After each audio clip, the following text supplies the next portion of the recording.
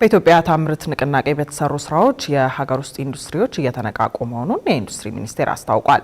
የአምራች ኢንዱስትሪው ለውጭ ምንዛሬ ግኝት የውጭ ባለሀብቶችን ለመሳብ ከውጭ የሚገቡ ምርቶችን በሀገር ውስጥ ለመተካትና የስራ ዕድል ለመፍጠር ጥረት እየተደረገ ነውም ተብሏል። ይህ የተነገረው የመገናኛ ብዙሃን ባለሙያዎች በተለያዩ አምራች ኢንዱስትሪዎች ላይ የመስክ ምልከታ ባደረጉበት ወቅት ሲሆን ጉብኝቱ በአዲስ አበባና በኦሮሚያ ክልል በሚገኙ በጨርቃ ጨርቅና አልባሳት፣ በሳሙናና ዲተርጀንት፣ በቆዳ ምግብና ኤሌክትሮኒክስ አምራች ኢንዱስትሪዎች ላይ ያተኮረ ነው። ዳግማዊት ደረጀ እንደሚከተለው ታስቃኘናለች።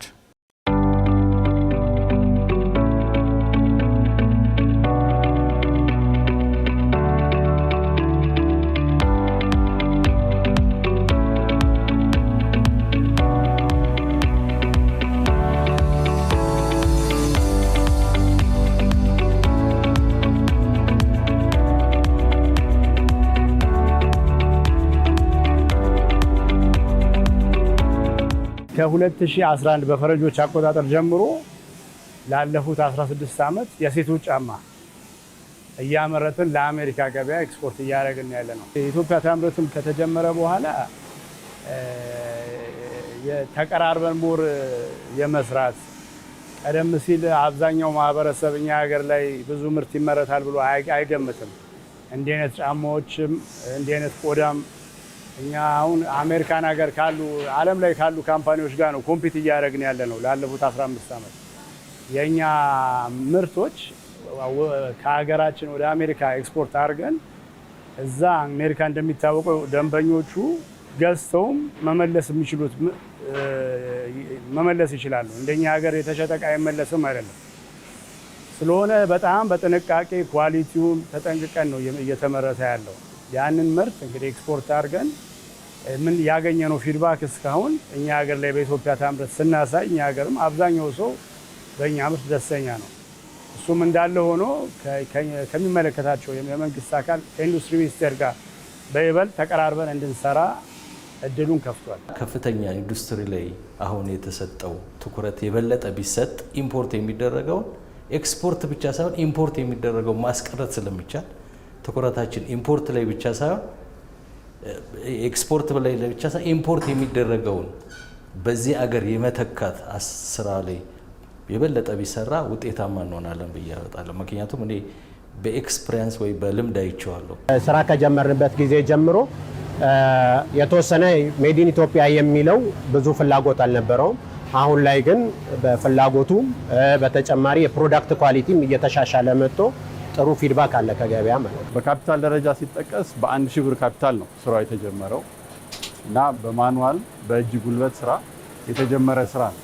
ከዛ ስራ ተነስቶ አሁን ላይ ካፒታሉን ኦልሞስት ወደ 50-60 ሚሊዮን ብር አድርሶ አመታዊ ሽያጩም ከዛው ባልተናነሰ ደረጃ የሚሆን የሆነ ድርጅት ለመሆን በቅቷል።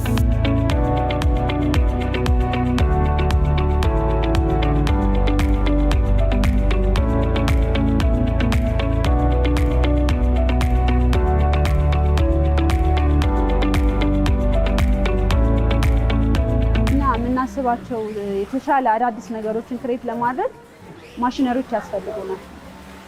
ማሽነሪዎች ብዙ ጊዜ እዚህ አናገኛቸውም እና ከውጪ ለማምጣት ያው የዶላር ችግር እንደ ሀገር እሱ ችግር አለብን።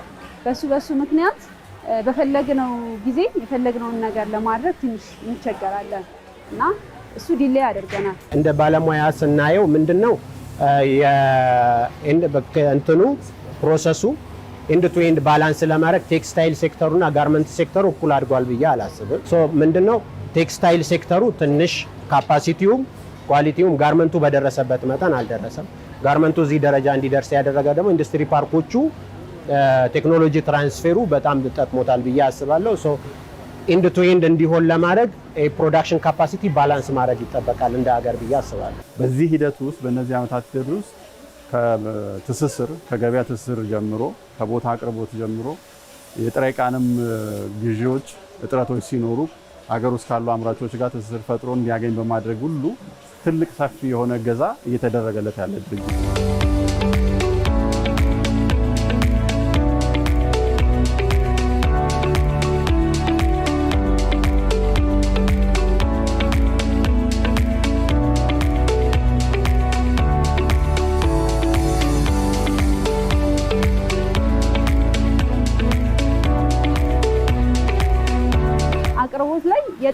ችግር አለ። ሎካል ላይ የሚያመርቱት ሮ ማቴሪያሎች በጣም ለምሳሌ እኛ 100% በምንፈልገው ስታንዳርድ ብናዛቸው 70%ን ነው ፉልፊል የሚያደርጉልን።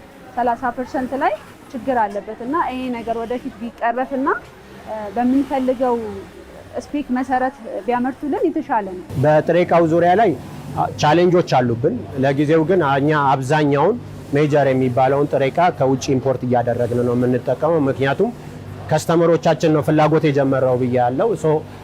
ከስተመሮቻችን የሚፈልጉትን አይነት ኳሊቲ ጨርቅ ማምረትና ጨርቅ በጊዜ ማግኘት ኳሊቲ ብቻ ሳይሆን ጊዜውን ጠብቆ ፋሽን ቤዝድንም ብዬ ቅድም ነገር ያለው ፋሽን ደግሞ ቮላታይል ነው በጣም ዛሬ ፋሽን የሆነ ነገ ሊወጣ ይችላል። ስለዚህ ቶሎ መድረስ ገበያ መድረስ ስላለብን ጥሬ ዕቃው ቶሎ ማግኘት ኳሊቲውን ከስተመሮቻችን በሚፈልጉት ደረጃ ኳሊቲውን ማግኘት ችግር ስላለብን አብዛኛ ግብአት ኢምፖርት አድርገን ነው የምንጠቀመው። ከዛ ውጪ አክሰሰሪ የሚባሉ አሉ፣ ክር፣ የስፌት ክር፣ የተለያዩ ቁልፎች፣ ሌብሎች እነሱን ደግሞ ከሎካል በምንችለው አቅም ከሎካል ሶርስ እያደረግን ከውጭም ደግሞ የተወሰነ ኢምፖርት እያደረገን እንሰራለን። የተወሰኑትን ግን ራሳችን ደግሞ የምናመርታቸው አለ። ላለፉት 16 ዓመት በአማካኝ ከ3 ሚሊዮን 500 ሺህ ኦልሞስት በላይ የሚሆን ዶላር ወደ ሀገር እናስገባለን። እንዲሁም ደግሞ እንደሚታየው ከ550 በላይ ሰራተኛ በተቋማችን በአሁኑ ሰዓት እየሰራ ነው። ቀደም ሲል እስከ 2000 ሰራተኛ ነበረን።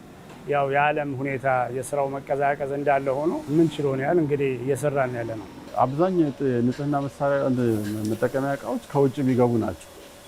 የነበረው ትሬንድ ምናልባት ዳታውን አሁን አልያዝነውም እንጂ ዳታውን ብናየው ከተወሰነ ዓመት በፊት የነበረውና አሁን ላይ ያለውን ስናየው ከኛ የድርጅት እድገት እንኳን አንጻር ስናየው ብዙ ወደ ገበያ እየገባን ነው። ማህበረሰቡም በሀገር ውስጥ የሚሰሩ ምርቶችን ወደ መጠቀም ሽፍት እያደረገ ነው።